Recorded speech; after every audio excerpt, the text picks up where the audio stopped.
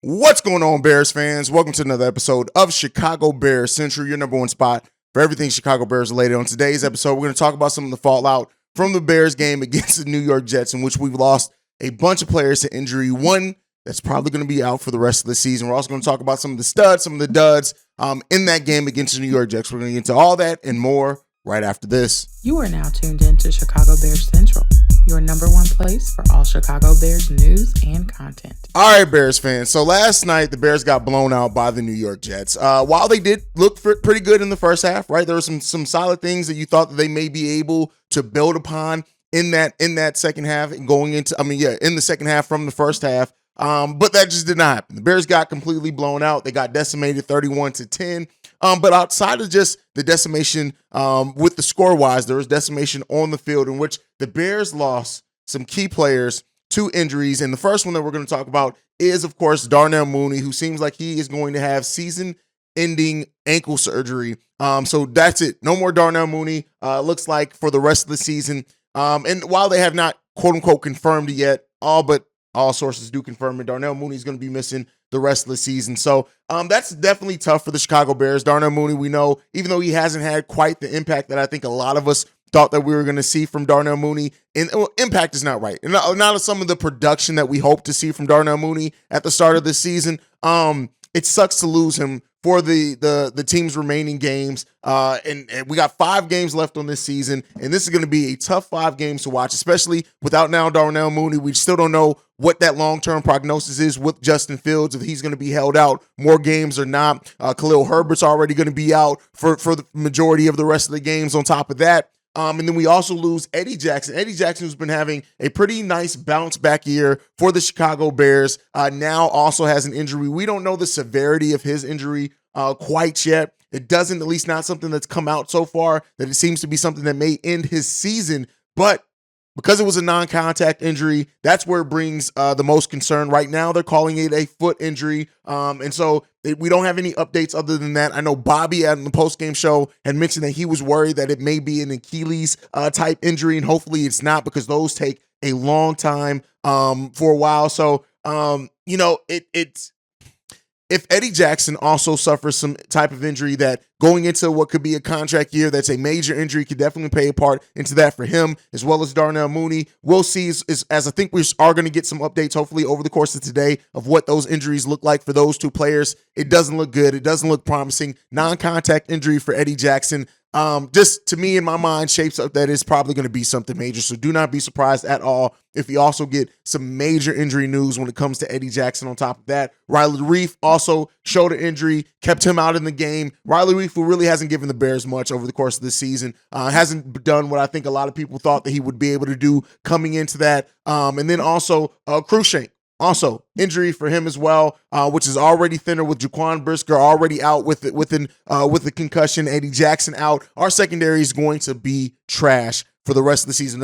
Had the 9th ranked passing defense in the NFL up until this point, and that's going to go definitely in the toilet. And so this is, of course, naturally, with all the injuries, everything has some Bears fans have asked, is the tank now on? And I think it is and should be. While it sucks, this team is not a threat to win anything, to make it into the playoffs, sneak in as a wild card. We have none of that really upside. And to where I'm at with this, with Justin Fields, when it comes to torn ligaments, with Darnell Mooney out for the rest of the season, things like that, the offensive line taking more hits. At the end of the day, it's this. I think you have to protect Justin Fields from more injuries, longevity. He's doing a lot of carries. What we saw in this Jets game just confirmed that Justin Fields is the Chicago Bears offense. The threat of him a lot. That's not to, take away from anything that David Montgomery's doing or anybody else, the White Rhino and Cole Kmet or anything like this. Not to take away from those players, but this is evident and does show just how big of a part Justin Fields is to the success of that offense and what they can have. And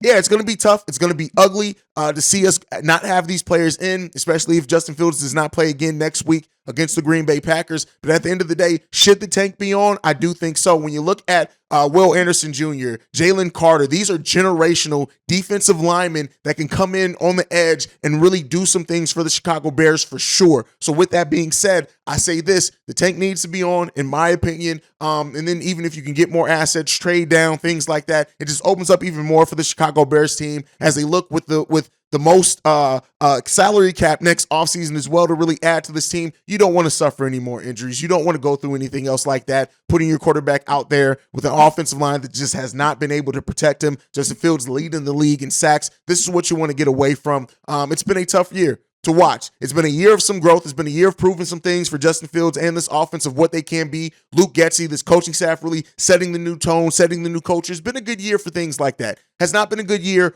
for wins, and this was evident in this game. So let me know what you guys think down below. Should the tank now, and I guess I really wouldn't call it a tank. Let's not call it a tank because they're not necessarily saying let's play worse. But it is, I think the tank should be on as far as let's protect the health of the players that we have. We have nothing that we're fighting for, any playoff things or anything like that. I think the Bears should, at this point, be focused on player safety, the draft, and the upcoming offseason. Let me know what you guys think about that down below. But now, with that being said, in this game, I know it's a 31-10 loss, and you hear, hey, what positives do you have to pull from this, Haize? Not much. There were some things that did go well that I did like to see in this game that happened. And the first one up that was positive is Chase Claypool. Just seeing an uptick in his production, seeing an uptick in the number of targets. This is even before Darnell Mooney went down. He led the Bears with 51 yards on 2 catches. All came in the first quarter, so we need to see more sustained success from that for Chase Claypool. But it was definitely good to see him come in, have that level of production. On top of that as well, David Montgomery, 113 yards,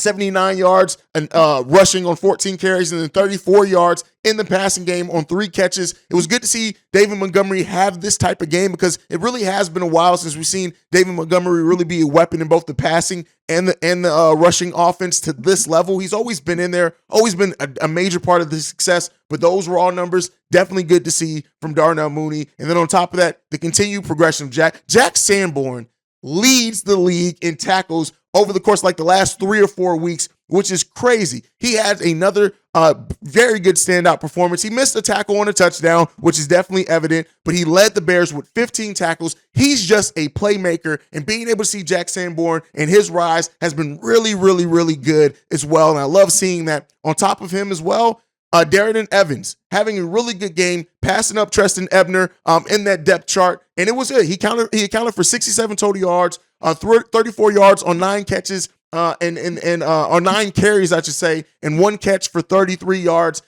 Evans having a big game for the Chicago Bears. Again, didn't translate to a win in the win column, but these are the players that stood out, had really big games, really good games, I would say, for the Chicago Bears in this one to take some positivity out of it. But outside of that, it was bad for a lot of players. Larry Borom got completely exposed in the game last night, completely blown up and exposed. And this is why we're going to need more veterans. I still believe in the potential of Larry Borom. I still do. I still commend him for winning that starting spot, things like that. But at the end of the day, I want to see this offensive line improve. And if Borom can keep that position, if him and Braxton Jones with other improvements stay in the rotation, we'll see what happens. But Larry Borom, at least in this game, it was a rough game for him. He lost the starting position early in the season to Riley Reef. Riley went down. He came back into that, but it was not good. He blew up for a missed assignment that got Simeon sacked on 3rd and 3. So yeah, and he got banged up towards the end of the game. Larry Borom was not good in this game at all. Our passing defense was absolute trash in this game, and we expected that. We know the playmaker Jaquan Brisker has shown himself to be in his rookie year. Once he went down, Kyler Gordon went down, Eddie Jackson also suffered injuries. It was it. Mike White went 22 of 28 for 315 yards, 3 touchdowns, and almost perfect passer rating. That's not going to cut it. The passing defense, while it's been better over the course of the season, it's been terrible. And then one of the biggest duds as well, just the offense overall without Justin Fields. It just did not look the same. It did not have the same oomph. It did not have the same really anything that really we've been building upon week to week. And that's why I say it just goes to show just how big of a part Justin Fields is in the success of this offense. And without him, this team became a one-dimensional team. Now, yes, we're missing Khalil Herbert. Darnell Mooney went down, things like that as well. But it just did not look good for this team in the offensive side of the ball, or really the defensive side of the ball. The rushing defense did much better than I was expecting them to do coming into this game. That passing defense was absolute trash overall from this team, and it is what it is. The Chicago Bears now go forward next week.